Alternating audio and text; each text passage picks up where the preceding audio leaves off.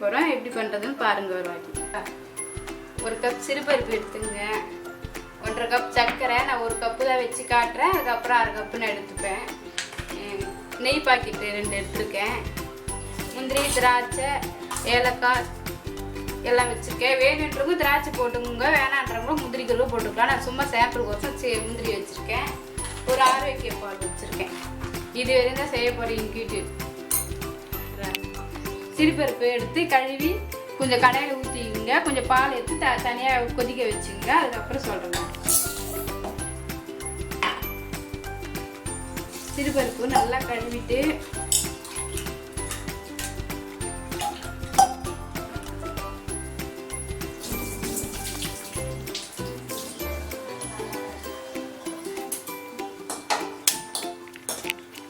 இதை கொட்டி நல்லா 1 கப் தண்ணி ஊற்றி நல்லா வேக வச்சுங்க.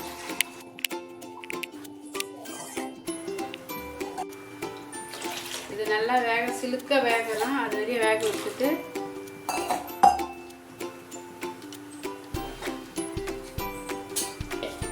பால் எடுத்து 1 கப்பு வேக வச்சுங்க, கொதிக்க வச்சுங்க.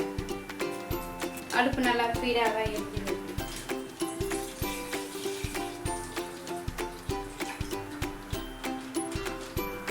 ரெண்டும் ஒரு பக்கம் கொதிக்கிட்ட ஒரு பக்கம் வேகட்டும்.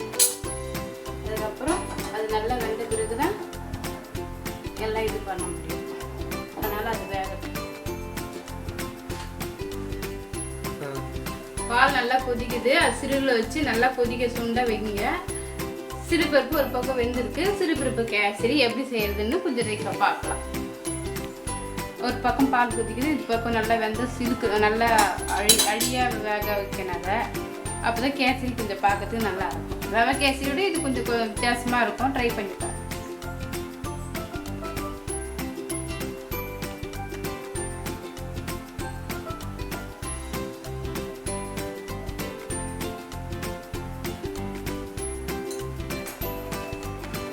காய வச்ச பாலை நல்லா சுண்டின பிறகு இது கூட கொஞ்சம் பால் ஊற்றி நல்லா இதை வேக விடணும்.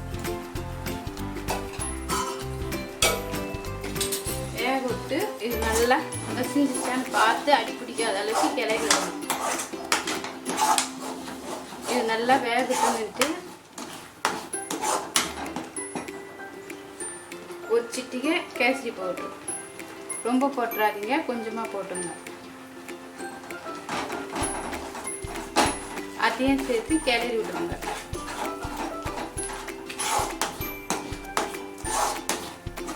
இது நல்லா கிளறினால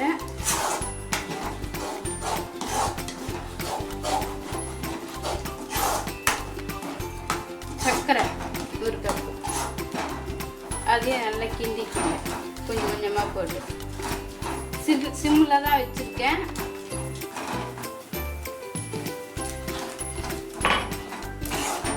உங்களுக்கு இனிப்பு எவ்வளோ தேவையோ அவ்வளோ போட்டுக்கலாம்.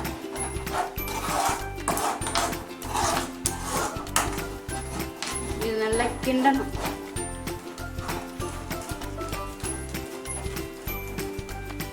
இது ஒரு பக்கம் வச்சுட்டு இந்த ஏலக்காய் இருக்குல்ல, இந்த ஏலக்காய் போட்டுக்கிறேன்.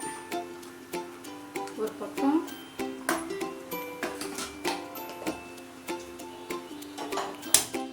கேஸ் அடுப்பு பற்ற வச்சுட்டு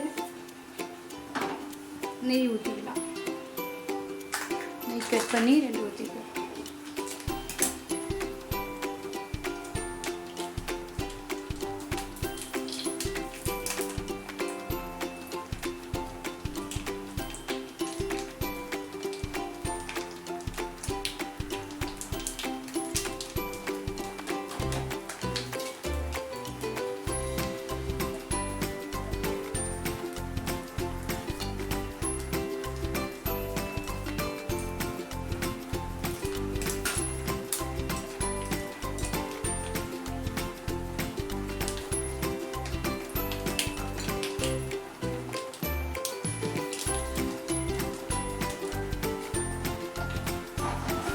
இது கொஞ்சம் நல்லா கிளறிக்கணும்.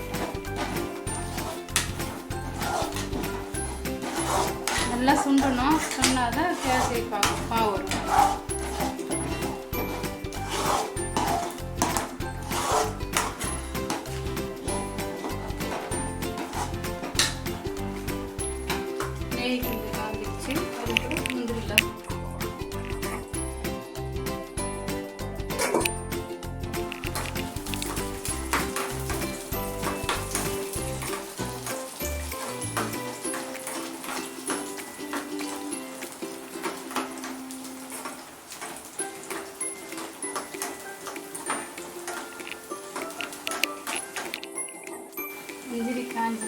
அடுப்பு ஆஃப் பண்ணிட்டு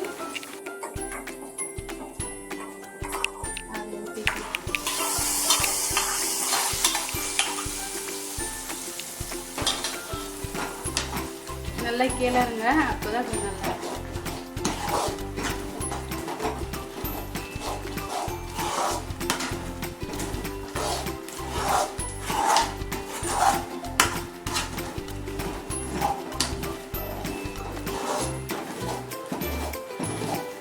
அடி பிடிக்காத அளவுக்கு நல்லா இது பண்ணிக்கணும். நான் கம்மியாக தான் நெய் ஊற்றிருக்கேன். உங்களுக்கு இஷ்டப்பட்டால் நிறைய பேர் ஊற்றி நல்லா கிளறி வைப்பேன். சிம்மில் தான் வச்சு கிளறி வைப்பேன்.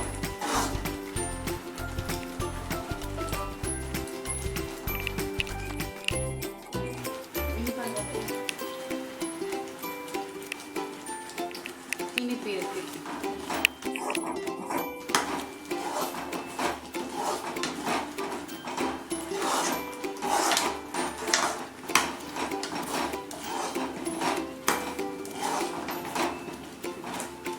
நல்லா கிளறுங்க. அடுப்பு அடி பிடிச்சிருக்குது, நல்லா பார்த்து கிளறியே இருக்கும்.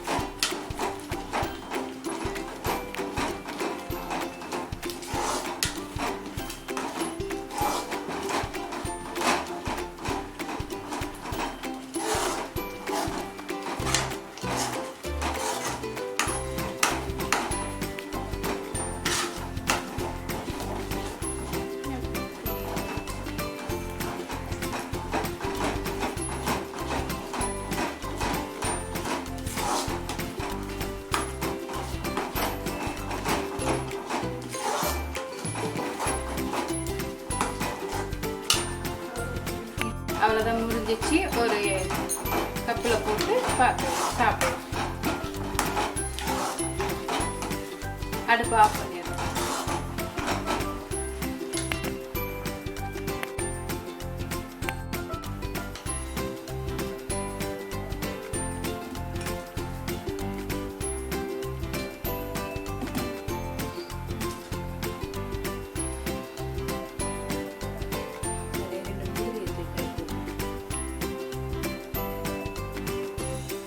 உங்களுக்கு தேவைப்பட்டால் இது அலங்காரம் பண்ணி முந்திரி போட்டுக்கலாம், திராட்சை போட்டுருக்கலாம், பாதாம் கூட அதை அரைஞ்சி போட்டுக்கலாம். அது ஒரு டேஸ்ட்டாக இருக்கும். உங்கள் விருப்பம் தான். இப்போ நான் அதை போட்டதை அதை வச்சு அழகாக காட்டிட்டேன். அவ்வளோதான். சாப்பிட்டு பாருங்கள், எப்படி இருக்குன்னு சொல்லுங்கள். சிறுபருப்பு கேசரி ட்ரை பண்ணி பாருங்கள். லைக் பண்ணுங்கள். பிடிச்சிருந்தா நீங்கள் இது பண்ணுங்கள். ட்ரை பண்ணி பார்த்தா தெரியும் அதோடைய டேஸ்ட்.